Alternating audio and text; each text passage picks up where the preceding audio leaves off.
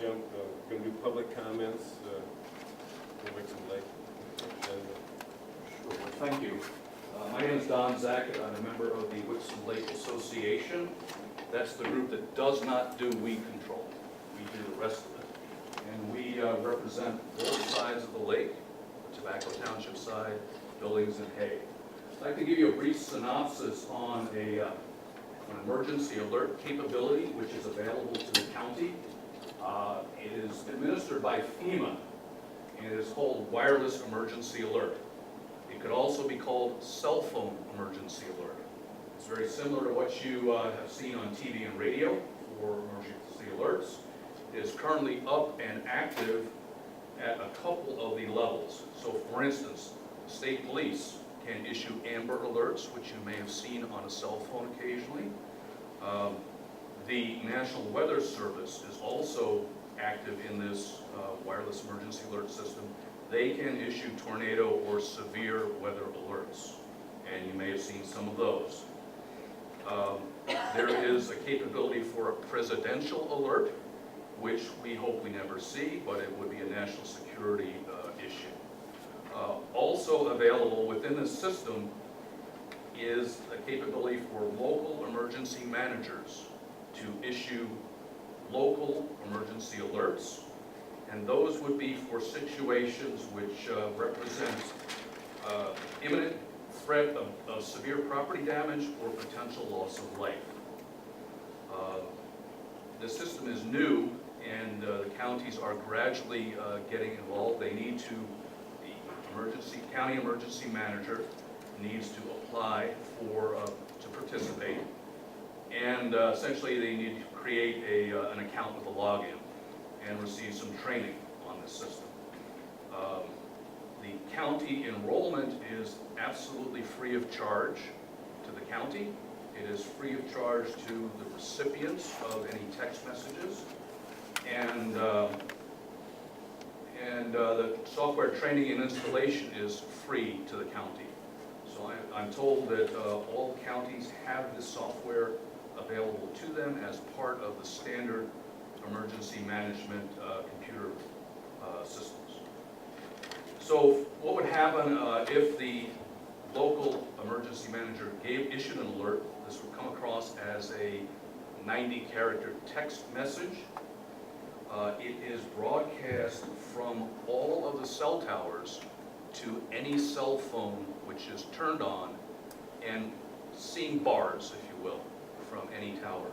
It is not a direct dial to your particular phone number. It goes out to all cell phones that are hooked to that antenna, to that cell tower.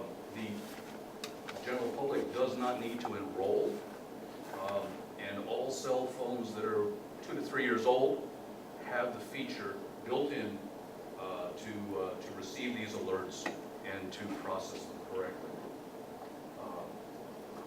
So in the case of Gladwin County, this would serve as an additional communication method that would allow, for instance, if there were a wildfire, forest fire in the area, an alert could be issued that way. The Wixom Lake Association is interested to improve the communication system available for flooding. So in that case, if the lake were to go up, these lakes, any lake in the county, were to go up a couple feet, that would constitute an emergency situation, and the hydro facilities are required to notify the county emergency managers and a number of other agencies, state police, the sheriffs, of any deviations from their normal water levels, whether it's an increase in water or a decrease. That happened this spring, and in fact, Boyce Hydro did make the calls to the emergency manager offices in Midland and Gladwin counties, but it's difficult to communicate that quickly because of to the people who potentially are affected. This wireless emergency alert would allow much more rapid and broad form of communication of these emergencies.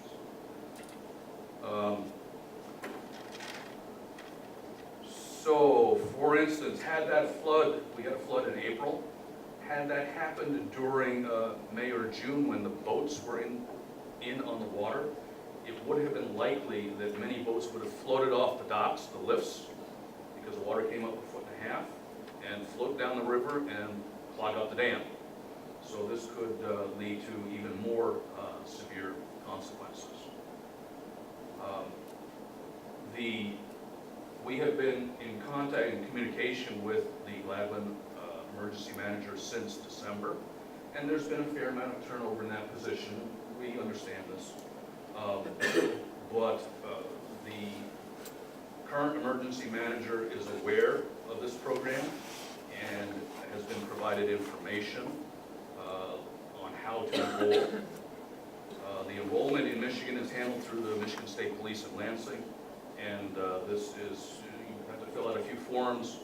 There is no cost, and it would take, I don't know, a couple days of effort once the activity began in earnest.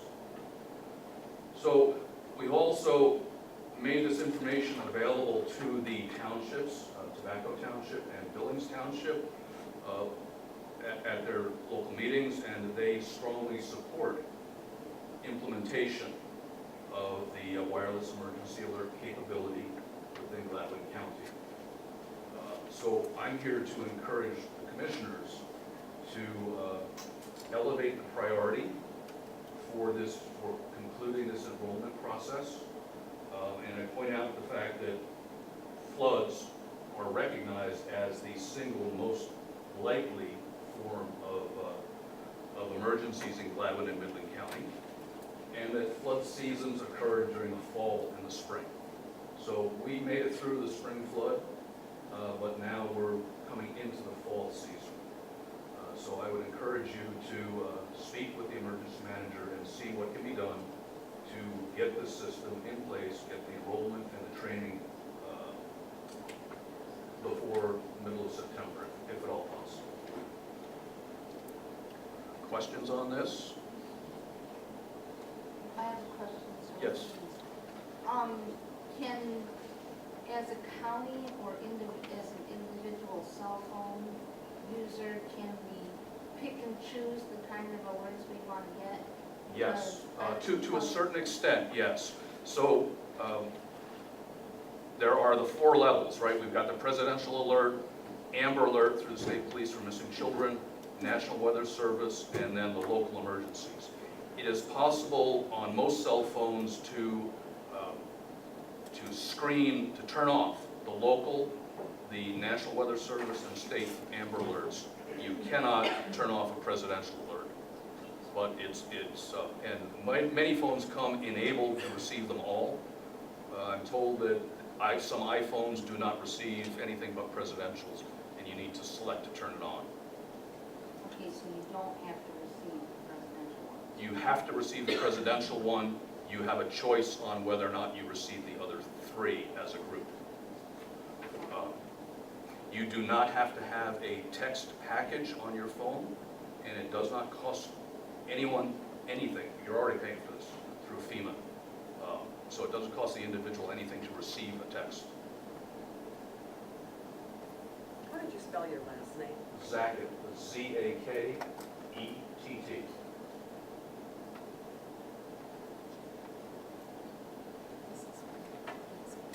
All right, thank you very much. Thank you.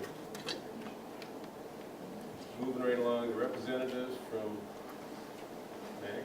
No, you want to just leave it first. You know, everybody's leaving alone.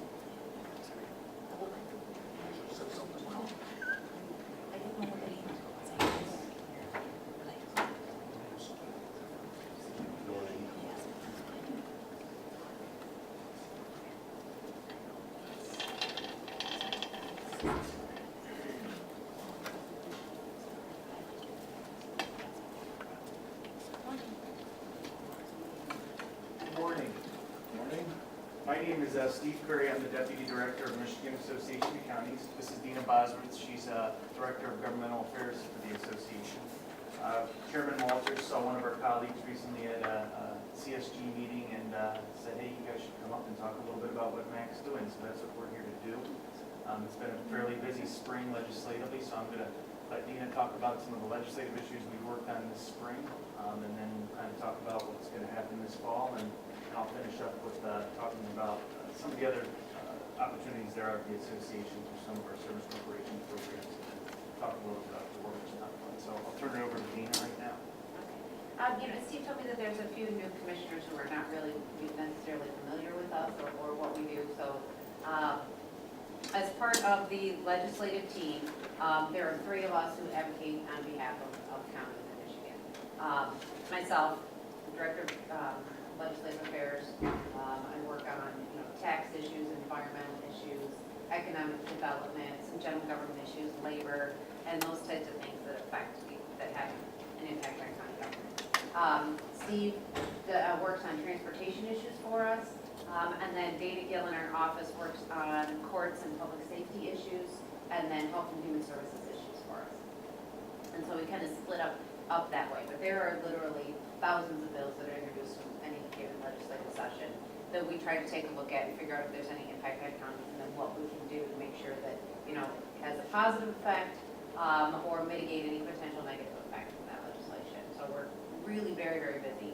A couple of things that I think I want to highlight that we've been very successful on that will absolutely benefit Lebanon County. First is revenue sharing. For many years now, we've been having a battle with the governor's office and with the legislature on fully funding county revenue sharing. Back, I want to say 10 years ago or so, we had gone off of revenue sharing, and then as a result of some transfer in property tax revenue, so counties are basically paying themselves a revenue sharing amount of money. And it was a statewide policy tax decision that sort of bumped up how you collected your property taxes.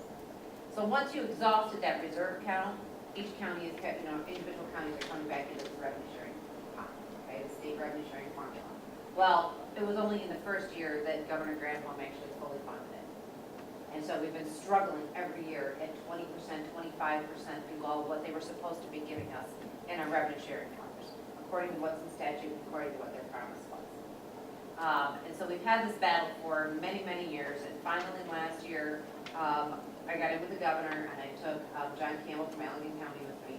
We sat down with the governor and talked to him for a half an hour. I said, look, this is what the deal is. This is what revenue sharing is for. This is what it means to our counties.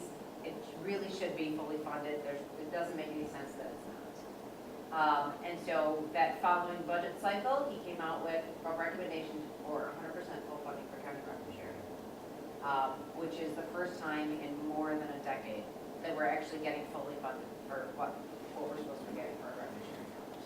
So to Gladwin County, that's $100,000 right there. So in fiscal year 14-15, that starts in October, that's an additional $100,000 instead of to Gladwin County. Before, it should have been approximately the same amount for this fiscal year, but it wasn't. $100,000 shy. So finally, we've made some progress. We've got the message across, and we're going to keep hammering at home. So that one, and then the personal property tax. I know everybody knows the proposal one was on the primary ballot this year. That was another long, hard-fought battle that we fought for everyone. The governor's office and the legislature decided they wanted to reform personal property tax, give the smaller businesses a break on what they pay in personal property tax, and then the larger manufacturing businesses. But because it's a local tax, assessed locally, collected locally, and spent on local services, we were not okay with them just getting rid of it and saying, we'll give you the money, we'll give you the money. That was absolutely not okay. And so, again, another long, hard-fought battle in lame duck of 2012. They ended up passing it, and we really weren't in a very good position. We were pretty good. We were getting 80% reimbursement, and then we could have done our local assessments to try and make up for some of the money, but it really wasn't where we should be. And so we went back to the governor's office and then had, some serious conversations. Now it ended up with proposal 1 passing in August. Counties are getting 100% fully funding, full reimbursement starting 2016 going forward. And it's not the annual appropriation that was subject to free revenue sharing.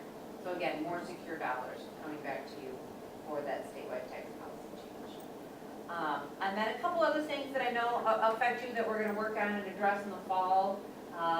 There was a Supreme Court ruling, the Cunningham decision, that disallowed the passing along to to those that are convicted of crimes for a lot of the court costs, okay? It was a Supreme Court decision that is going to affect every single county in the state. It's going to dramatically affect your court budgets if it doesn't already. We've been working very diligently with the governor's office and the legislature. We believe we have a legislative fix for it, and I expect that to get done this fall. But David Gill in our office is heading up that effort. She's doing a very good job on that. So we expect it to get taken care of. Lots of other things on the table for the lame duck session. We're working on unfunded mandates. If you're familiar with that 2009 commission report that says, hey, there's all kinds of unfunded mandates pushed out of local units of government. The state doesn't have the money to pay for those, but we got to put a stop to it. They have to stop putting unfunded mandates on us. So there's legislation working in both the House and the Senate. We rewrote it a little bit this year to make it a little bit more palatable to the legislature. So I expect that to very active in the transportation funding issue, but that hasn't come to fruition yet. They're still trying to sort that out. But if you have any legislative questions or any concerns, don't ever hesitate to call. We'll be happy to talk to you about it. If something's happening in Gladwin County that you think needs to have a legislative fix, or you need your legislators for anything, we're more than happy to work. Proposal one, is there gonna be something tagged to that where money's gonna be used? Yeah, how that works is that instead of, like we were talking about revenue sharing, and the legislature has to say, okay, I'm gonna give you this much money every year, and it's a budget appropriation. That's not what's gonna happen with proposal one passing. We said it's not a secure enough reimbursement. So what they're doing is they're taking a portion of the use tax dollars and moving it over to this authority. It's a telecom authority that was created, appointments are by the governor, and for this telecom authority, it is also gonna have this local community stabilization function with it. And so use tax dollars in statute have been diverted from the state's checkbook over to this authority. They will use that money to reimburse local units of government for their losses. It doesn't go through the annual appropriations process, and it doesn't go on the state's checkbook. They've already diverted that. That's why people had to vote on it, because they're taking the money over and putting it in the authority. It is the most secure way of getting our reimbursement shy of a constitutional amendment. And so that's why we went that route. I've called to ask for information or advice on how to pursue a hard cap rate on PA 152. Do you have someone that has that information that? How to get a break on it? In other words, we had a department go over the Public Act 152 cap, hard cap, $120,000. What mechanism is available to us to pursue that refund of that money? I don't think I'm You don't know what I'm talking understanding what they about, did. I know what 152 is, I know what the hard caps are, I know that, employees have to pay a certain amount, it's a dollar amount or a percentage. My question is specific. How do we recover that money? What's the mechanism? What's the protocol? How do we pursue it? Get it from your departments? No. From the courts? Oh, from the courts, it's a court issue. The courts This happens, overspent? it's UAW 3415 exceeded the hard cap by $120,000 last year, and their bargaining unit won't come to the table. What are our options as to how to press that so that we can solve the issue? So your court's not abiding by. I think they told me to go fish. Okay. That's, That's a good issue for us to know about when there's sort of things. And I've gotten nowhere when I call back. Who have you spoken to down there? Everyone that's above your head. Okay. I appreciate Okay. you giving us we'll, that. we'll dig into what we can That's do. as succinct as I I can be. don't No, I know. appreciate it, no. No, I mean, it's good to know that, because, if we don't know, we can't help you, but, and let me look into it. I don't know what your recourse is, other than being in court or having it called out. Well, the treasurer's office told me they didn't have much teeth in that law. Now that's, in other words, I'm talking to everybody except the governor himself. How's that? Right, I mean, there were, as part of revenue sharing, there was language in there that you had to abide by PA 152 in order to get your revenue sharing dollars. We have had that subsequently taken out of the budget, and so you're not gonna be penalized with your revenue sharing dollars because the courts are not complying. But it is still a state law that the courts are supposed to comply with, and so if that's the case, then we need to talk to the governor's office. On this revenue sharing, the EDIP requirement on that this year is $100,000 is hooked to the plan to to close the gap on our unfunded MERS and our retirees' health care. But this other issue would solve the problems. There was, Okay. Okay. And before we were referred to Peter Cole. Okay. That's what they told us. And Peter Cole didn't give you any help? Well, not really. If you want specific names, I've got. We can talk to you. Okay. I don't know if you got another meeting you gotta go to, or, No, we can hang out for a little bit. okay. We'll try to speed things up. Yeah, too. and I'll be brief, I'll just kind of, are there any other questions or feedback before we move on? And I'll try to be very quick. So No, we're familiar with it. You're our primary lobby, and yeah. knows you advocate for us, and I understand that. Okay. But it's the details, these kinds of things where we need advice. In other words, I've called Stoker our law firm, and yours as well. You know, but Steffi, Casey Steffi, Tim McGuire are two of the names I've spoken with about some of these issues. Okay. All right. It's frustrating, Yeah. because everything you alluded to has come to fruition in Valley. In other words, we're watching every penny we can find. We have no additional revenue coming, so we've got to manage all what we're spending here. Many of these things are relevant to the whole picture. And then two, we feel that, proposal one, it was advertised on TV of where it's coming back, police, fire. And we just feel that we'll probably never see some of that money, it's gonna go to something else. And there's gonna be hoops to jump through again. That's our feeling. Well, it's not going to go through the legislative process like you said. It's going through this authority. So at this point, absent of a constitutional amendment that would dictate this money go to the locals, this is the best we could do. Now, Well, was advertised on TV is a little bit misleading. Right. Everything was misleading. Well, I mean, from your perspective, we have to, figure out where the money's coming from, where it's going, and how it's going to be administered, But, it is a priority reimbursement, so what your losses are associated with police, fire, ambulance, and then jail. And I was very successful getting jails thrown in there, because that's probably our biggest public safety expense is the jail system.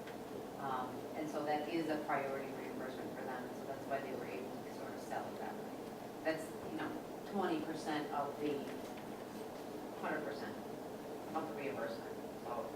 And like I say, we don't know what's gonna happen with the jails with the, those 2 years that we're gonna keep them.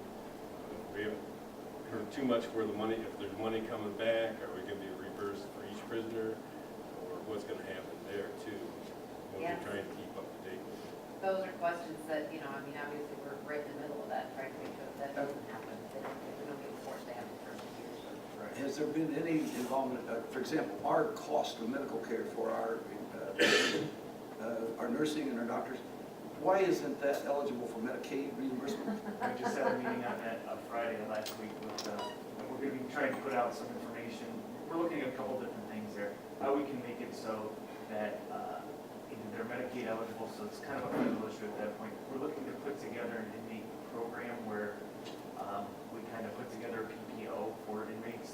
That's a statewide kind of PPO where when they do go for their outpatient care, that they get a discounted rate, because I'm assuming you're getting charged full boat from your hospital at this point for outpatient services. Right, and no reimbursement. We've got a doctor, attending physician, as well as the nurse practitioners that administer the meds. And individuals, some of them, of course, may be employed, and depending on what they're being put in jail for. But then there are others that are obviously covered by Medicaid. And in as much as the state administers the Medicaid reimbursement system, not the feds, then why are all this red tape? Why all this bureaucracy? Well, the federal government doesn't allow us to use Medicaid for inmates. That's the federal government. Oh, Right. Gotcha. So So we're that's looking at why- some different options to kind of help. so our issue is with Barack Hussein Obama.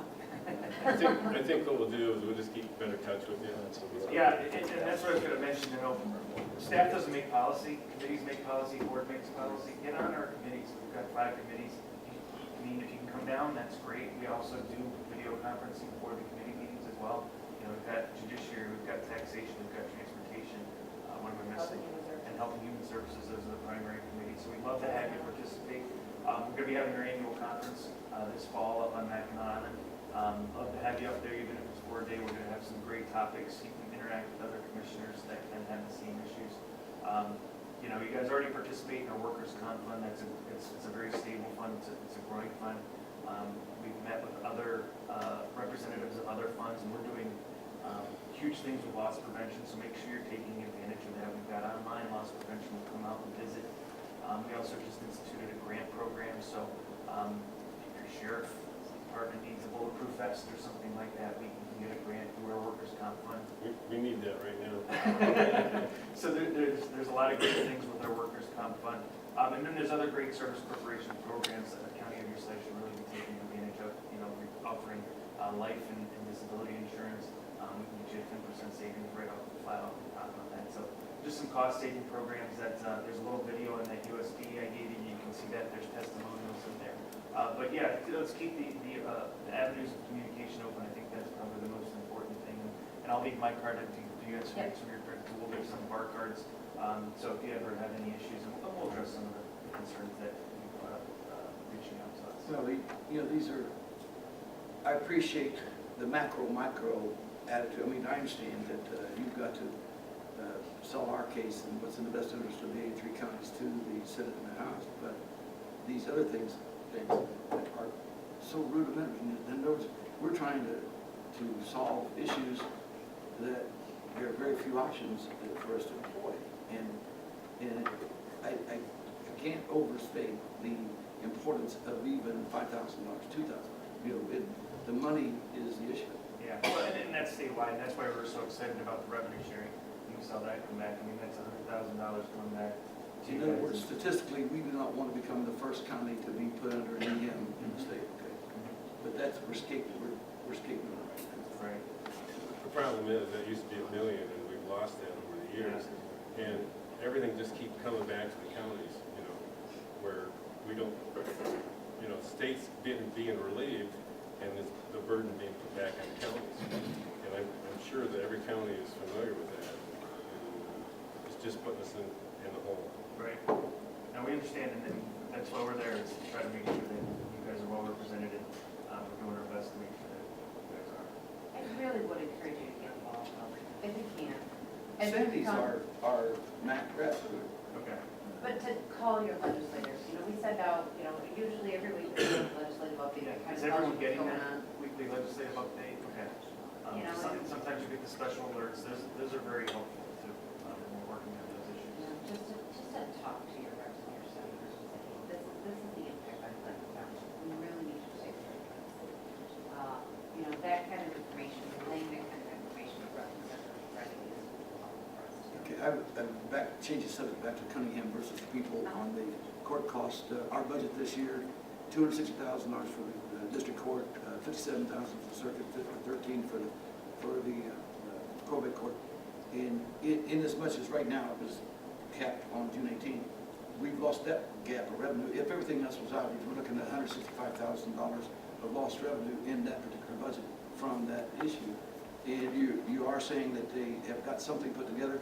Does it involve retroactivity? Does it involve or specifically in time when it's reinstated? Or They're working on that language right now to figure out the retroactivity question. They're hoping to have something introduced at the beginning of September because the legislature is coming back for the month of September. We're trying to prime it up so it does get introduced at the beginning of September, and we have a solution by the end of September. There's an appetite out there in both the House and the Senate to get this done. And the governor's office is involved as well. So it's not being ignored, and it is going to address those issues. I can't give you specifics yet because we don't have a bill written yet, and they are working on a draft. I've spoken to 2 state reps and 1 senator, and they don't know whether they're on horseback or foot on this issue. Yeah, it came down, and then, you know, when it's the summer session, when it comes out in the summer, there's not a lot of guys around. They're campaigning. So, but we've been working on it since it came out, and there's definitely an appetite to get a fix here, to get the cost back. There may be some transparency things that have to come with it, which I think we'll be fine with, which makes sense, you know, really, you know, does it make sense the church say, here's your fee, we're not gonna tell you what the actual costs are, but, you know, we are gonna get these costs addressed, because we well already impact the statewide. I hope, you know, Obviously, it is not a black and white solution in as much as currently all 83 judges in all counties, if you get busted for a DUI in Washtenaw County, and then go, it's maybe 500 plus court costs, it used to be, right? And you go up to Genesee County, it might be 1,000. In other words, there's no consistency for the same infraction, all elements being equal. And that's the one thing they were going when we went to that the federal justice meeting. Right. They were talking about that, plus incarcerating our people for more than a year. But they don't ever send the money, show me the money. Yeah, well, and that's where the unfunded mandates package Yeah. we talked about is so important. They're gonna have to say, before we do anything, where's the money coming from? You know, where's the fiscal analysis on some of these things before we have to live with it? So, you know, we're working on all those things, Okay, we'll keep in touch. right? Thank you. We'll hang out for a You little bit. guys, Okay. did you give us cards and stuff? What would that help? I should have said it. Knowing who to call for, knows to focus in on the right area, rather than call Charlie, he says call Bill. Yeah, yeah. And Casey should be the person that does that. He kind of disseminates the information. Right, I mean, because we can't give you, you know, I'm not an attorney, I can't give you legal advice or how, you know, what that recourse is, but, you know, usually, you know, if we need that kind of legal help, we'll look to your poll, but if you're not getting anywhere there, then we gotta figure something out.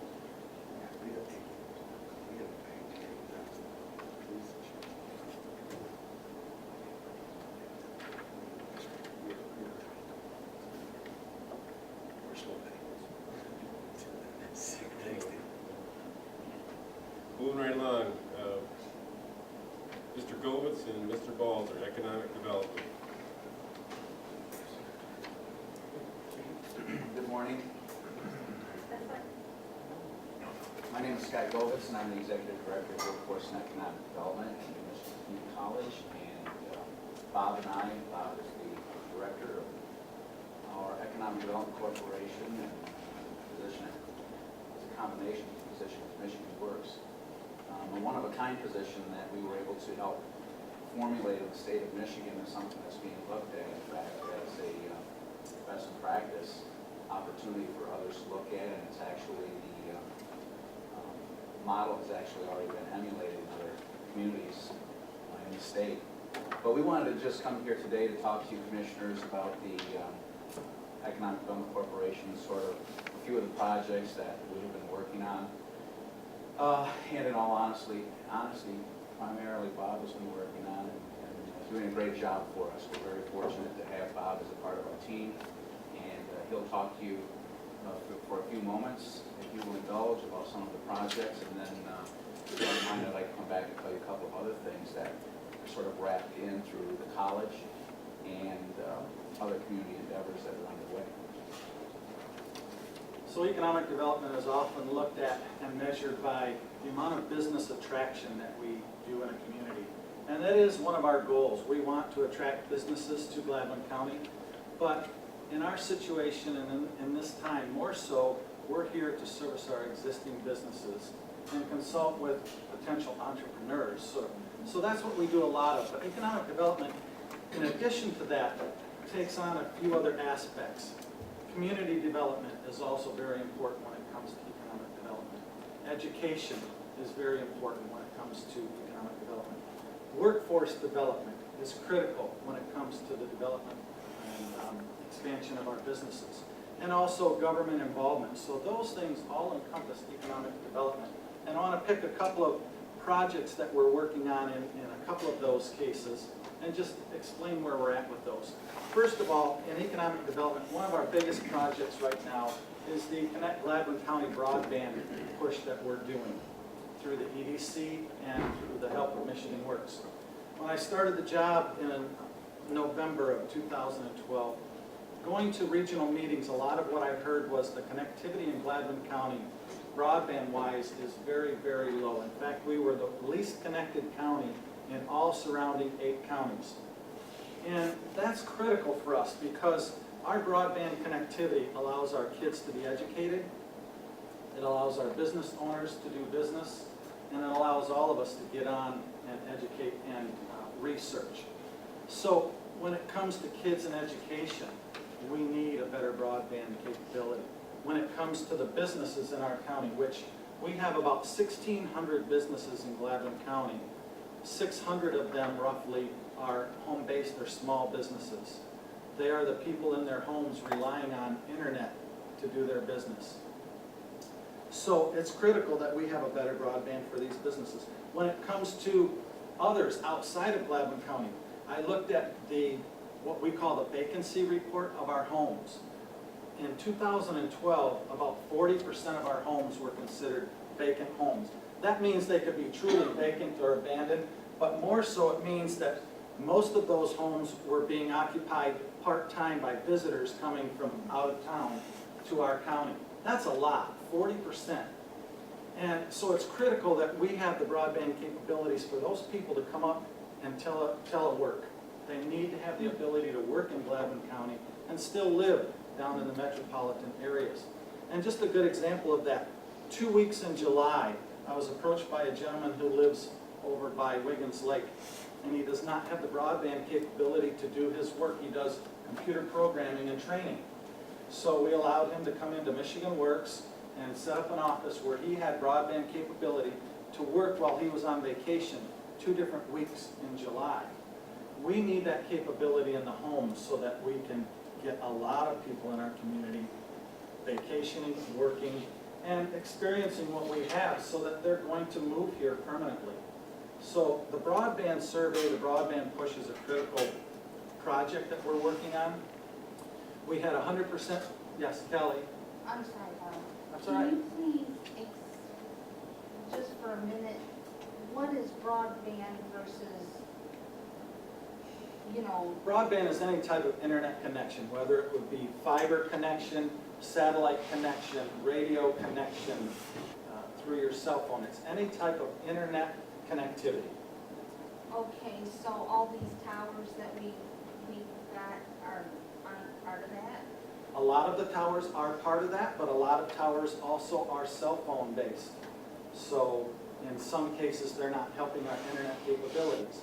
And in some cases, the towers are too far apart and we're not servicing key areas in Gladwin County, which Gladwin County is a very tough area. Granted, we're never going to have 100% coverage. We've got too many tall trees and low valleys and water and stuff like that. But we need to do better, for sure. 911, our emergency systems and stuff like that rely on internet and the cell towers. So we had 100% participation from the townships, which I'm very, very thankful for. The treasurers helped me mail out 25,000 surveys to the property owners in Gladwin County. So unless your taxes are escrowed, you should have received a survey, which there are some laying on the front desk up here. The survey asks 11 questions about the internet connectivity at your residence or business. We've received 1,200 surveys back already. So I'm really, really happy about that. It shows the need that we have in Gladwin County. So what we're going to do with the surveys then, taxes are all due by the 15th of September. So the 1st of October, we're going to begin plotting these answers on GIS maps.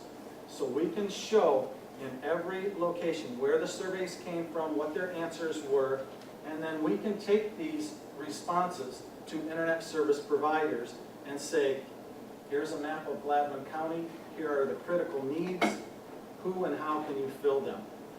And I've been working with the folks at Connect Michigan, Tom Stevenson, who has run this project throughout Michigan for the last 3 or so years. And he's guiding me through this. Basically what we're doing are the steps that are required to become a broadband certified community. I don't know that we'll become broadband certified because that program's kind of fizzling out and it's going to expand again. But we're doing all the steps that it takes to show internet service providers that we are ready and that we need them. And we're giving them the tools that they need to go into strategic locations and spend their money. We're talking about private business spending their money to come in and enhance our broadband. So, you know, it's been, the cost of the surveys were paid for by 2 local organizations because they recognize the need for this. And then there's no money involved as far as government money. This is private money going to be invested into the infrastructure of our broadband capabilities. So that's a huge project that we're working on right now. we're working really closely with a lot of our partners, and a lot of my job is it's partnering with organizations such as Mid-Michigan Community College to offer rapid response training. We're partnering with several organizations to do international export training. We've had seminars in regards to export. So we're helping a couple of our local businesses right now reach into countries like Germany, China, Brazil, India. So those are some of the projects that we work on with our partners that are critical. We've done training such as computer training, website enhancement, social media training and stuff like that. Those are a lot of the little projects that we work on with the Economic Development Corporation. I'm currently working with the Great Lakes Bay Region 5, it's the Prosperity Zone, and the East Michigan Council of Government to do a regional survey, a regional study. We're working together to try to find out how we can work as a region, Midland, Bay City, Saginaw, Clare, Gladwin, to enhance our business. And we're dealing mainly in clusters. We are the manufacturing cluster in Gladwin County. We want to find ways that we can cooperate with the surrounding counties and enhance our manufacturing business. So there's two big studies going on right now. In fact, tomorrow I'll be meeting with a company out of Texas and Oregon called TIP Industries, and we're going to sit down together and strategize a little bit about Gladwin County and how we can regionally support each other through Clare and the other surrounding counties. So I talked about economic development. Part of it is education, and education is really, really important. We have a recognized skills gap in Gladwin County and really throughout Michigan. The skills gap meaning we've got positions that cannot be filled because we don't have qualified people to fill them. And that is a huge problem, and it's a need that we really need to work hard at to fill those gaps. We have what's called a brain drain going on, where our young people are they're getting out of school and they're moving to southern Michigan areas and more so out of Michigan. They're getting their education and they're not coming back for 10 or 15 years. So we're working on things like, I work with the leadership class, informing people about the opportunities in Gladwin County. The Mid-Michigan Community College Rapid Response, we're working with these young people, give them the skills so that they can be CNC operators and welders and things like that. I've worked with MSU Extension in their mock interview program, which is a huge program where we took 200 or so kids to CMU and gave them opportunities to enhance their skills with their resumes and interviewing and things like that. Working with the Clare Gladwin RESD and the Career and Technical Education about skilled trades. What can we do to enhance the skilled trades in Gladwin County? And then through Michigan Works, which, as Scott mentioned, it's a great partnership. It's a one-of-a-kind that's getting national recognition. We're able to offer on-the-job training with companies to bring people who don't have the skills into positions and help train them on the job so that within a month or two, they're ready to roll. So we're keeping our local workforce here. And then incumbent worker training. We're helping companies who may be at risk of taking their jobs to Mexico or something, and we're cross-training their individuals so that we keep those factories and those jobs here. And then workforce development. We are working daily with people with their resumes and enhancing their interviewing skills and stuff like that. But last year, through Michigan Works and the Gladwin County EDC, we helped over 100 people and businesses match to find employment. So we are now what we call demand-driven. In the past, an employee or a potential employee would hand us their resume, and they'd say, here's my resume, can you find me a job? And we'd go out and we'd start pitching that resume. We're now sitting down with businesses and going through specifically what they need, who they want, what skills they want. So they're telling us what they want, and then we're going back into our resumes and our workforce and helping match those positions. Last year, we did 100. We're on schedule this year for at least 100 assistants with jobs. Lastly, when it comes to economic development and working with the community, the Gladwin County Economic Development Corporation and the Chamber of Commerce is putting on the first ever Gladwin County ORV Poker Run. And that's coming up on August 23rd. It's going to start down at the Gladwin County Fairgrounds, and we're going to take people on ORVs throughout Gladwin County. Our goal was to introduce people to the businesses that we have on each end of Gladwin County. So we're going all the way down from the airport to Sandy's. She's gonna be our first stop. We're gonna ride all the way through Beaverton, up through Sherman Township Hall, Chapel Dam Grocery, the Sugar Shack, Corner House Ice Cream Store, and the Rivertown Inn. They're all official stops on this ORV run, which will support those businesses, but it'll give people the opportunity to experience Gladwin County through the back roads and allow them to use the roads which fortunately you opened up for us for our ORVs to enjoy. So that's coming up on August 23rd. We'd love for you to register. There are some flyers and registrations on the table. So that's a big event, and we'd love your support. So in a nutshell, you can call it a nutshell, that's what I've been working on, the EDC has been working on, amongst lots of other things. So, And if I may just take a couple more moments of your time and wrap things up. I just wanted to piggyback on a couple of things that Bob mentioned with respect to infrastructure in our community. Manufacturers, small business, the key to them is, of course, roads and bridges. But equally important today is the infrastructure that allows them to do the work over the internet. That is where business is at today. It's also where education is at. The largest segment of growth that we are realizing as a percentage at Community College is online learning. And so if you think about our community, and I ask each of you in the room your take on economic development, you would see the spectrum go from get rid of it, doesn't need to happen, to we're 30 years behind the time, we need to catch up with our neighbors, and everything in between. The fact of the matter is, in order for us to be a vibrant community, in order for us to grow as a community, in order for our schools to survive, in order for business to survive, all of this needs to come together and fold in the mix so that we have the infrastructure in place, which is what doing this whole effort of finding out where the gaps are. Right next door in Clare County, that's a poorer county than Gladwin County, they're a nationally certified county now for connectivity. So working through their board of commissioners, they were able to see the big picture, the big vision about what that means for the future, particularly with these second homes that can turn into small businesses, that can in turn turn into a manufacturer potentially in our community. And they are now connected throughout their community. If you travel the roads much, you'll also know that cell phone connectivity can be poor in certain areas of our community. All of those things are really key to individuals who are looking at our community for economic growth opportunities. So it is very important, and it can't be understated how important that work is. I would also say that the money that we're receiving as a support mechanism for the money coming from Michigan Works is key.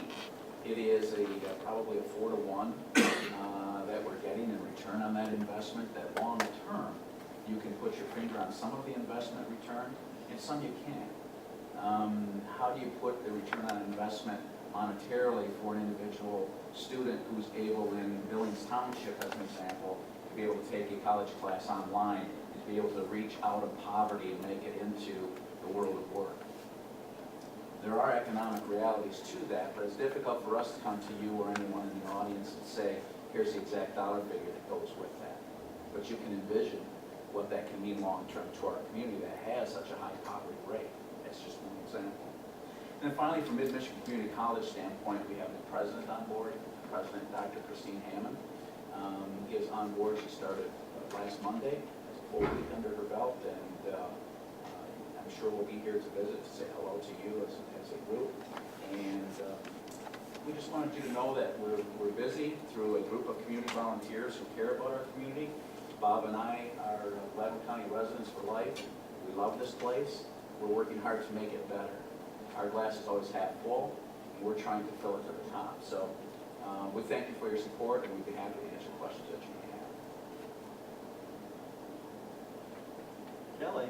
Are you, I have to assume that you're pursuing private grants and everything for all the connectivity, the towers, are you talking fiber optic? We are not pursuing any grants for that. This is all going to take place through for-profit businesses. So that's not to say that an internet service provider will not pursue their own grants, but at this point, we're not pursuing any grants or any government funding for our efforts. We're trying to feed them the information, the data gathering, if you will, that we've been able to piggyback on the taxes going out and for free for the stuff going down the road. Give them the information that will allow them to say, oh, there's a market here for me in this sector, and to take advantage of that. This is a sidebar from the things that you've been talking about, but I issued a challenge to all of the commissioners after the fundraiser for the Beaverton Activity Center.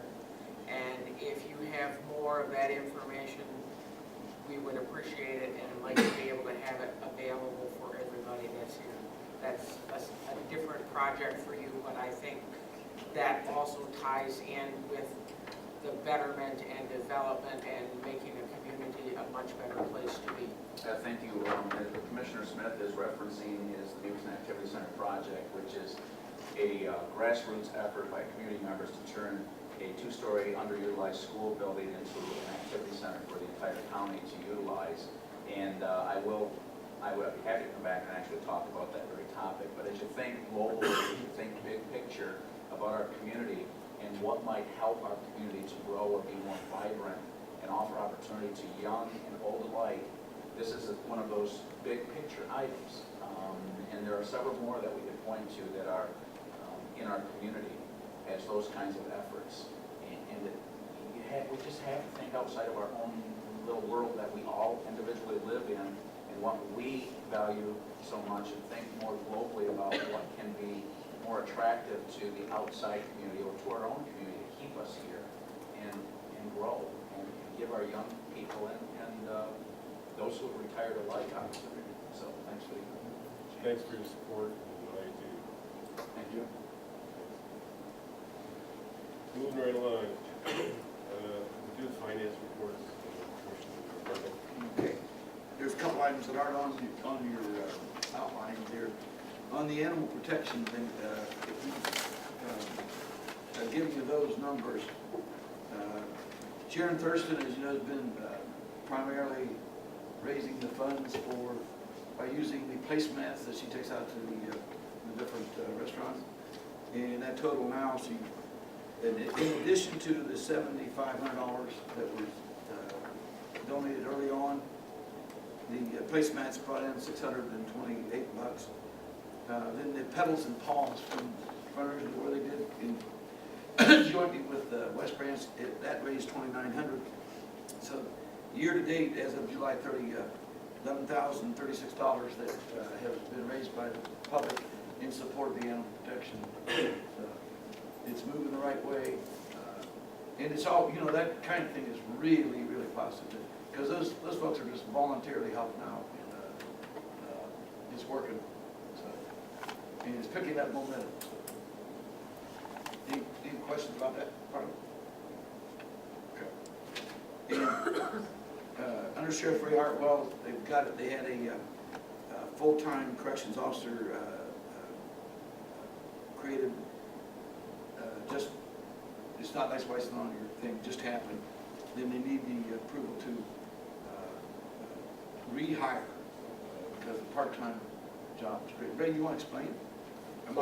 Full-time corrections officer has resigned just this morning, got the letter, so that's going to create a vacancy in our part-time ranks by the time all the movement takes place. So looking for permission to not add on to, but just fill a vacancy that we have. Part-time corrections officer. I'll make that motion to authorize Ray to make the... Is there a second? That's it. Motion is second, all in favor? Aye. Opposed, motion carries.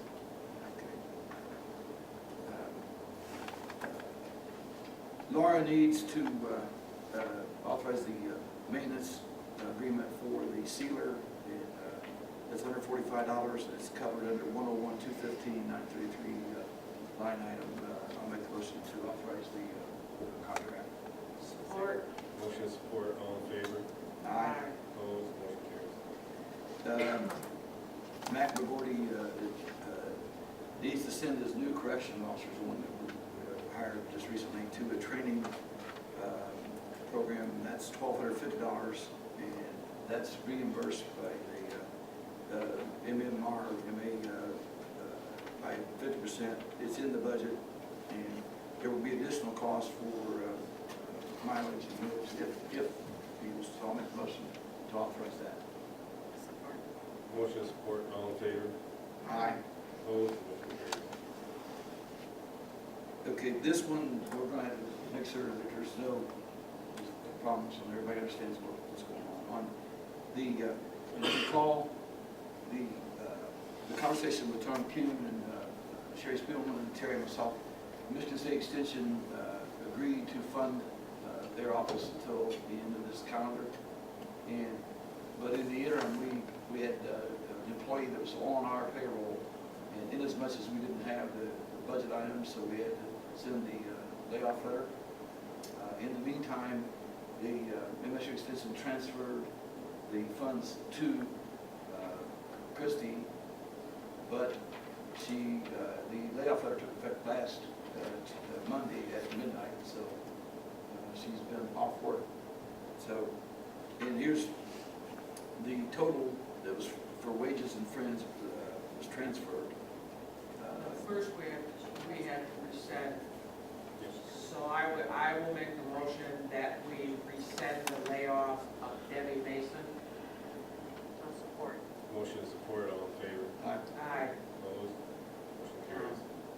So that pretty much solves the problem. No. You gotta go down to 4 and. We have to do to the request and how that's all being handled. Well, the problem I was speaking to, that's solved. But the other part of it was the transfer of the funds. There was some discussion about the source of the funds, but I've received plenty of information from Sherry Spielman documents that they have the authority to transfer it and so forth. So that's about $18,000 total. Although the original numbers were 21, I think, but they fine-tuned it this way. So, Sherry, is that right? So it's 18,000. It's actually 18 is what the final number is 18. That's the amount I've requested to have transferred. That will provide us with the funding we need for the rest of the year. You wanna read those line items? Yeah, because we'll need to transfer then. All right, I'll read the entire thing so that it's for the conversation with Sherry Spielman of MSU, the attached email is requested to transfer $18,000 from the Fund 287 Project Fresh to the general fund as follows. In the 101-257-705 wages, $9,996. And from the 720 fund in the same line item, fringe benefits $1,552. And from the same line item, 802 detail contractual, $6,452. So I'll make the motion to authorize the treasurer to transfer the funds from 287 to the line items as listed at the direction of MSU Extension to cover the expenses for that department to the end of the year. Support. Motion and support, all in favor? Aye. Opposed? Motion carries. Okay. The Veterans Department request provide a budget amendment to cover the expenses for her travel line. I'll make the motion to transfer $150 from the 101-682-933 and to 860 to bring her line item out of the red. And she sent the document to support it. I'll support that. Motion and support, all in favor? Aye. Opposed? Motion carries. Rick Jen has given us a list of maintenance items. And these were not anticipated. So we need to make the budget amendments to correct these from 101-265, 930-002, $100. 101-265-704, $11,679. 101-265-933, $7,000. 101-265-720, $21,648. And 101-891-969, $9,153. And the total is $49,580, goes to $265,802. So I'll make the motion to approve these budget amendments. Support. Motion and support, all in favor? Aye. Opposed? Motion carries. Rick has also been getting us some quotes that he's referred to a couple times on the plumbing primarily in the steam system, on the boilers, the valves and the gaskets. That's $1,750. And we've got quotes for $4,900 a repair to the boiler and the sprinkler lines. And that totals $2,950. We can't take any action on it at the moment, but we need to have that factored into our budget and make certain that we have the funds available when this has to be dealt with. In other words, we're pushing stuff back as much as possible. Actually, Don, the item 6 on the report, that $7,000 covers these repairs, so he wanted authorization in order to do the repairs. Oh, he bloated that way? Yes, it's already been, he's already put the money in his budget, from his budget. So we don't need to, You need to act on 7 to allow him to do those 3 projects as listed. well, I'll make the motion then to authorize it. Okay. And I'll support that. Motion support, all in favor? Opposed? Motion carries. Okay, Josh has asked us for the authorization for a service truck and the air system. Terry, is that the air system in the office building? No, and maintain it. Okay. And that's a total of $80,000.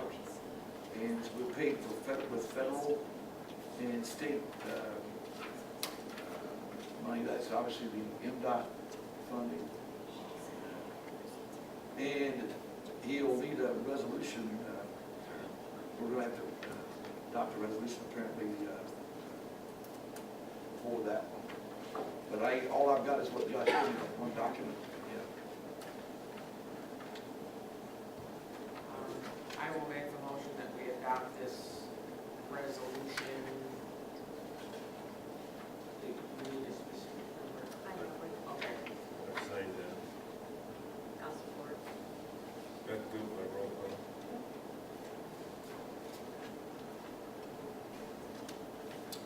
Commissioner Crowell's been excused. Commissioner Walters? Yes.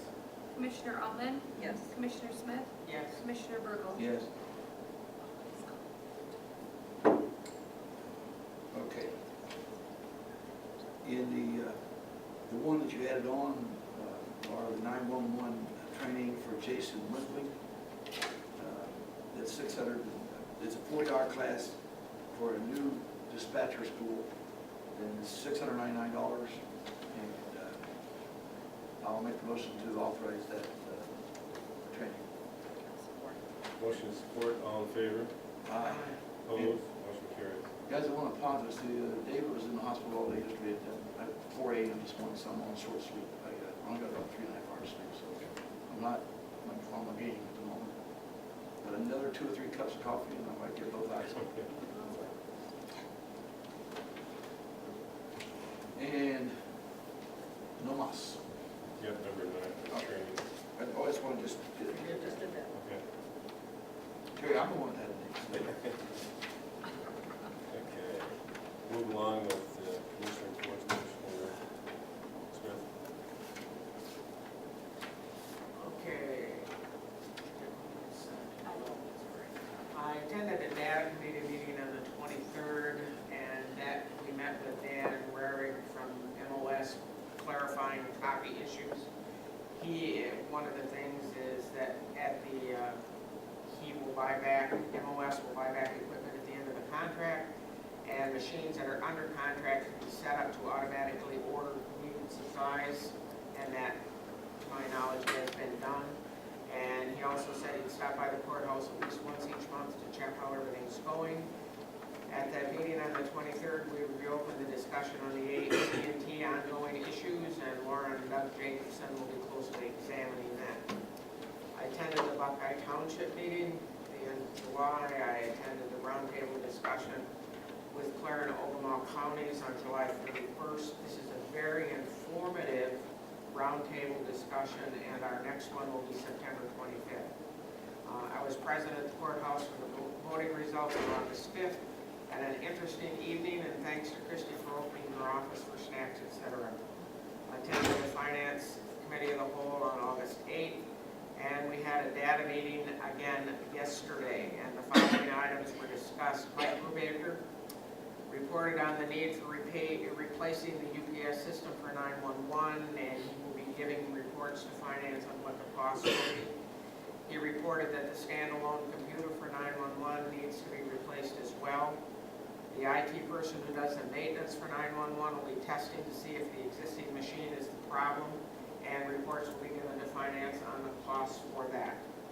He also reported that at the next 911 board meeting, a demonstration presentation will be given on possible replacement equipment for the 911 center, and that meeting with that demonstration is going to be on the 25th of September.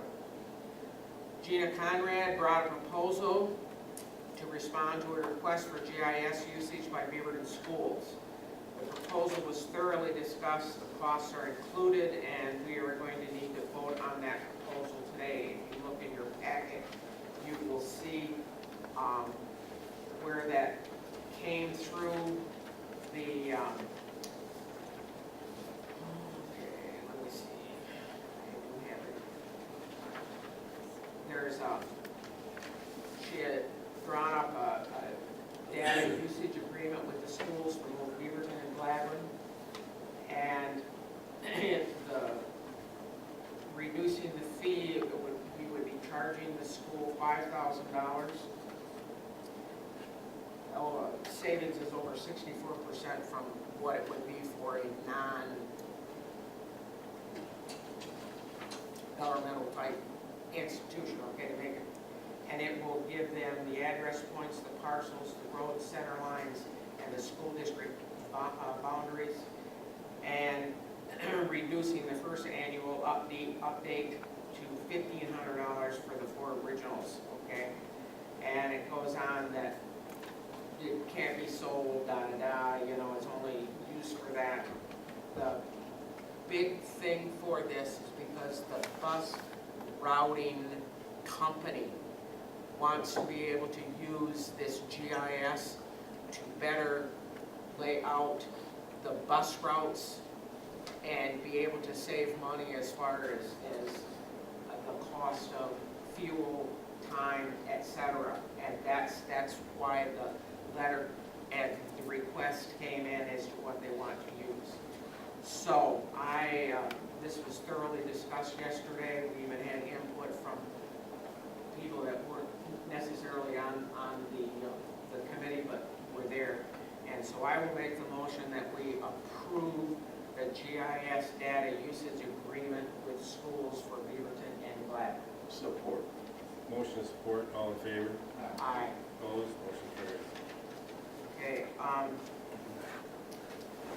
she also told the committee of a proposed joint venture for imagery for GIS in the spring of 2015. As plans develop, the data committee will be informed and will pass that information on to the board. But we could end up with, right now it's 12-point imagery, and it would be 6-point imagery. But because there are, I believe it's 8 counties involved that would be flown at the same time, the cost would be almost minimal from what it would be if we just went. So she's just going to keep us informed on that. Dan from MOS was here, and we chatted, and he said that most of the issues have been resolved, and he went on out and was mapping the machines in the courthouse, etc. I attended the Welcome Home Parade. Laura was also there for the U2 Girls Parade. Even with the rain, it was nice. I attended Tobacco Township meeting last night, and it was announced that Matt Frucci was selected as fire chief for the Beaverton Area Fire Department, and Shane Purnell was appointed assistant chief. That's my report. Commissioner Burrow, thank you. Okay. I attended the Lost Haven ribbon cutting event last Friday, and the Gladwin Chamber is really on a roll in the sense that Jim Jacobs there, Reverend Blatt.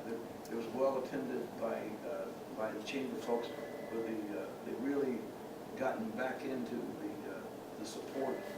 This is a reopening of the facility that closed for some time. And it's at the end of Town Hall Road, in case you're not familiar with it. And it was, you know, it was a nice affair in as much as we haven't had that sort of support now in a while with these small businesses, and I thought it went pretty good. That's Lost Haven, in case in the dispatch meeting, we had lightning strike, and Mike Brubaker covered that. That's been dealt with. On the Carriage Festival, I put you guys a picture up there.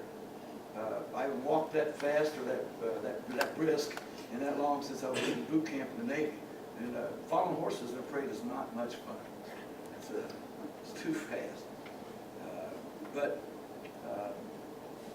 it was kind of fun, but I won't volunteer for that if I get asked again. So, the meeting with the Clare County and Ogama County and commissioners, that is working real well. We're getting good, candid feedback from this, and we're sharing ideas and comparing solutions, and it's a positive. We need to know and just sit around the table and talk. Whatever comes up, we don't follow a rigid agenda, and I like it. It's really helpful. Even though I called the major sergeant last week, she didn't like that for some reason. I demoted her. The bike and walk trail thing has now gotten down to where it is, the first leg of it is being supported by Gladwin City, going through Buckeye Township down River Road. Last night, Beaverton Township was totally opposed to the program for some reason. There was no one in the room, the board nor the audience was supportive of doing that leg of it from Beaverton City to the Pierre Marquette Trail on the old rail trail. And the Consumers owns that, but they were all opposed to it. In fact, they threw the documents back at me and said, just take them back. And I said, look, don't kill me, I'm just a messenger. So, but that meeting is Thursday, Sharon, and in as much as it involves Buckeye, that it's at the City Hall too. So maybe you should attend that, because Grout's completely out of it now, and Beaverton doesn't want it. So, but the first leg is that in MDOT funding is involved, and they're going to make an effort to. The Michigan Natural Resources Trust Fund has lots of money. They've been taking lots of money from Gladwin County for 100 and some years on natural gas and oil royalties and timber cutting. So they're going to ask them for the balance of the funding to create. It's about $1 million cost to do it from the park here down to that. What time is that meeting? It's at 3 o'clock. Lampham, the bike walk trails, Gladwin City Hall.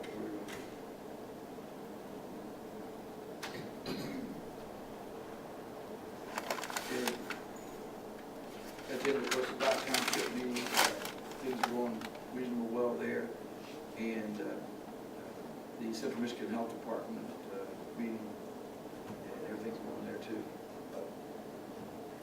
In here, I have some stuff on remonumentation that I don't see on our. I've got a copy of that. Okay. Doug, do you want to speak on that just briefly, or? Is that on the peer review? Yeah. Yeah. I got some copies. The remonumentation program, which has been going on for many years, has a peer review committee, which are senior surveyors, we would call them, since they tend to be people in the business for many years, who review survey work conducted by the surveyor we hired to put all the data information together. In the past, those individuals were basically simply named by me. In the legislature, a while back, circulation probably made by somebody who was elected. So that's the board. And so the peer review committee consists of several people. I provided for you the names of the people who have basically involved in the past, along with some alternates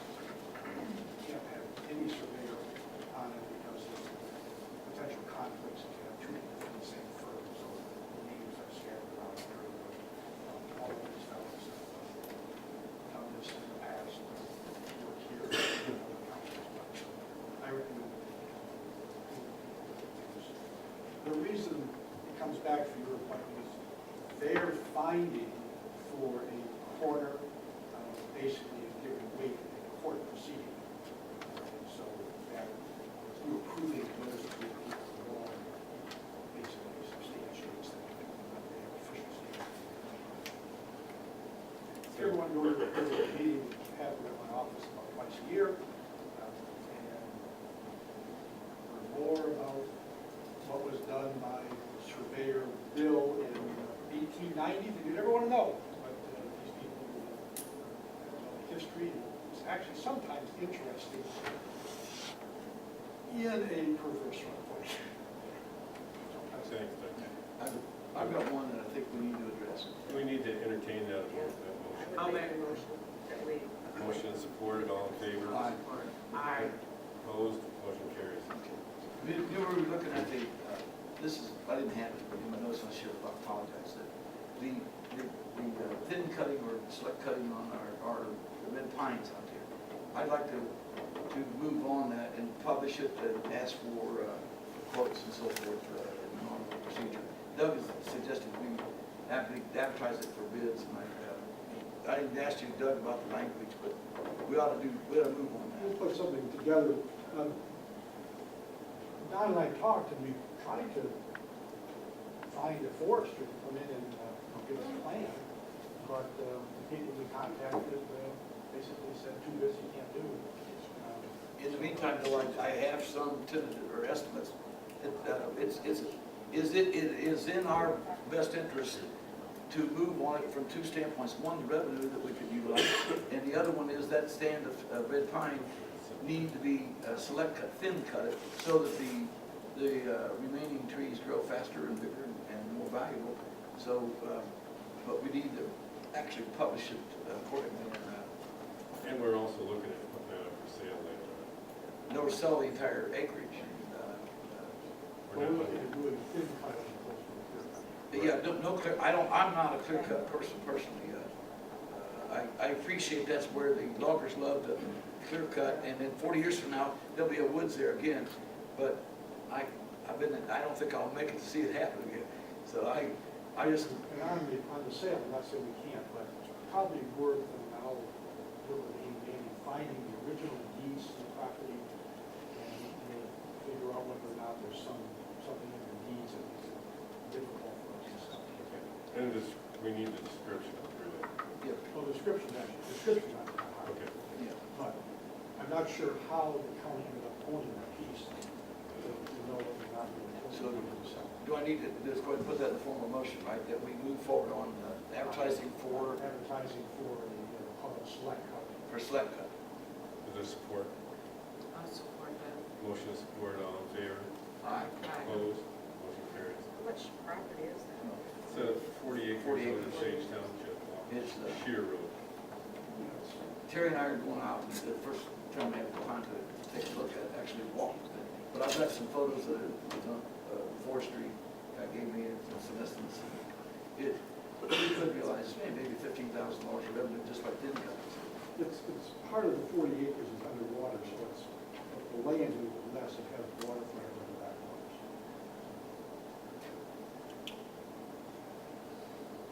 That's all you have, Mr. Commissioner. Commissioner Elton. My report. I also attended the roundtable discussion along with the Finance Committee.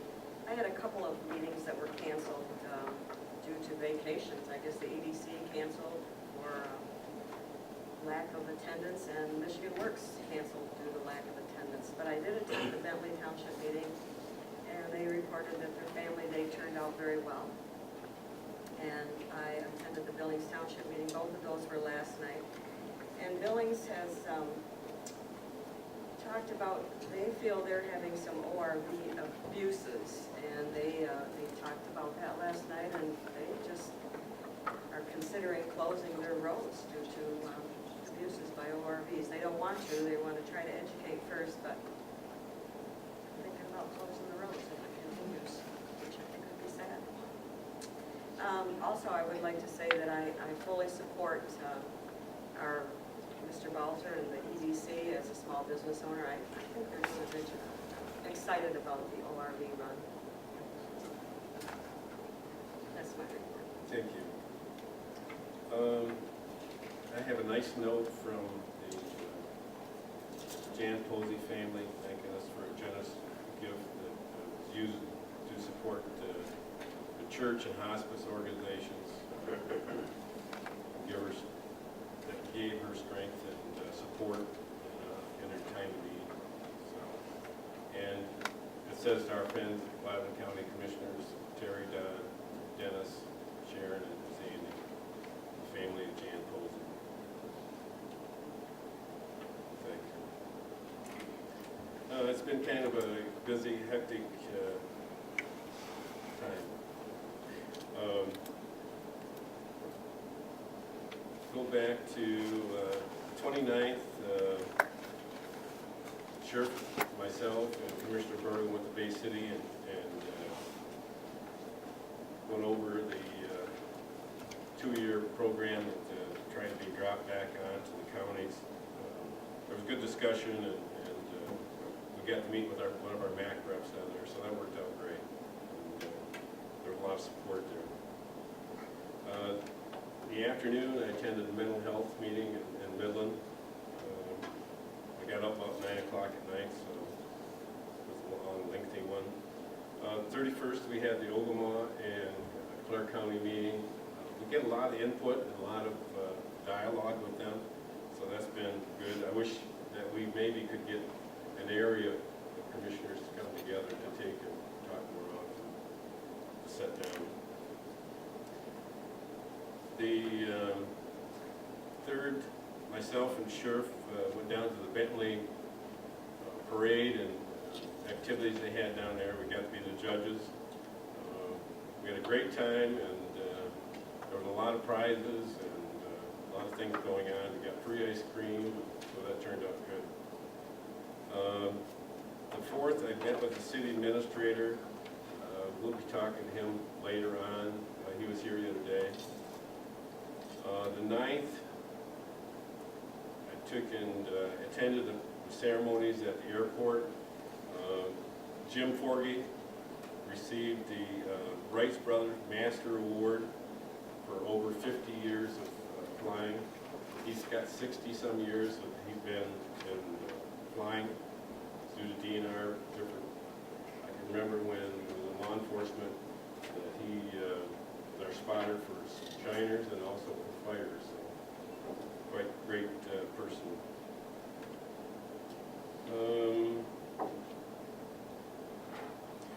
It's been kind of brought to my attention, and some of the commissioners don't have them, to get our ID badges.